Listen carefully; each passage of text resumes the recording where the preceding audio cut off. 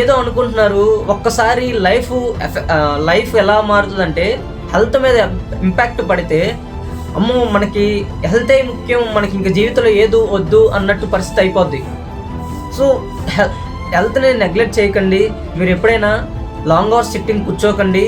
ఒక 1 అవర్ కూర్చోండి, కాసేపు నడవండి, కరెక్ట్ పోస్చర్లో కూర్చోండి, వాటర్ తీసుకోండి, ఆరోగ్యం కడుపు నిండా తినండి, టైం టు టైం తినండి.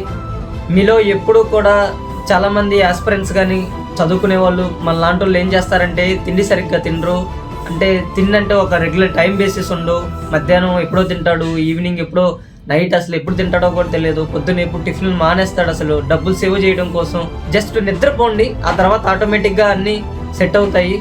మీరు బేసిక్గా చేయండి ఏంటంటే నిద్రాహారాలు మానేస్తారు, తిండి మానేస్తారు, తర్వాత సరిగ్గా తినరు, ఇంకా వాటర్ సరిగ్గా తీసుకోరు, ఒకే పొజిషన్లో కూర్చొని ఉంటారు, రాంగ్ పోస్చర్ ఉంటుంది. ఈ 6 ఉన్నప్పుడు చాలా అంటే చాలా స్ట్రగుల్ అవుతారు. సో ఈ 6 లేకుండా ట్రై చేయండి, లైఫ్ చాలా బాగుంటుంది. స్ట్రెస్ ఫీల్ అవ్వకండి, స్ట్రెస్ ఫీల్ అయితే లైఫ్ అంతా ఏదోలా అయిపోద్ది. సో నేను చెప్పేది ఏంటంటే చివరికి వీడియోలో మళ్ళీ చెప్తున్నాను, ఈ 6 తీసుకోండి. స్లీప్ ఉండాలి, అన్నీ ఉండాలి. లైఫ్ అంతా ఒక్కదాని మీదే కూర్చొని ఒక్కదాని మీదే చేస్తే తర్వాత చాలా స్ట్రగుల్ అవుతారు. మనకి మెంటల్ హెల్త్ అనేది చాలా అవసరం, అలాగే ఫిజికల్ హెల్త్ కూడా చాలా అవసరం.